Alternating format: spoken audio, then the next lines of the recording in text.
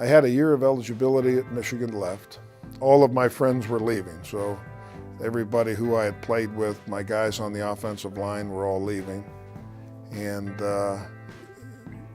you know, when you have those table games and say, like, what's the worst decision you ever made in your life?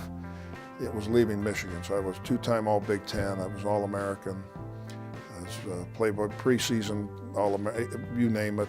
But because I was a junior redshirt-wise, Bo did not put me up for any of the Outland, any of the big awards, and pushed for the guys that were graduating. At the time, you know everything.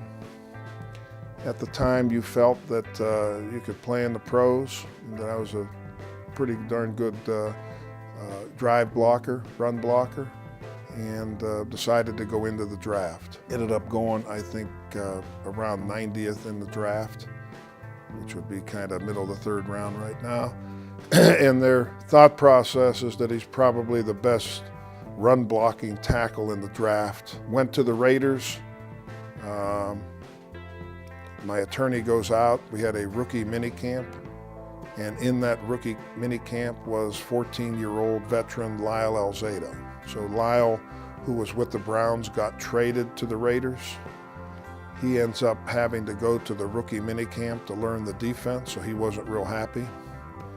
And so I'm at a rookie minicamp, and you have your helmet on, nothing else other than your jersey. It's another story. I'll tell you how I got number 76. But Lyle Alzado was pass rushing me to the outside. I got a good rush. He turned his back. I pushed him down into the ground a little bit and started walking back to the huddle. Needless to say, he clubbed me in the back of my head, and we had a good Youngstown brawl for about 10 minutes. I ended up signing for high second-round money, and that Al Davis loved. He loved guys from Youngstown. He had a lot of friends here. Ended up signing that day with the Raiders. Ended up with the number 76. I wanted to get 72, like I had at Michigan. That was owned by John Matuszak, cruising with the twos. And he was a wild man from Tampa. He was a great defensive tackle, and he was at the end of his career, so I asked him if I could have the honor to have his number, and Al Davis was behind me.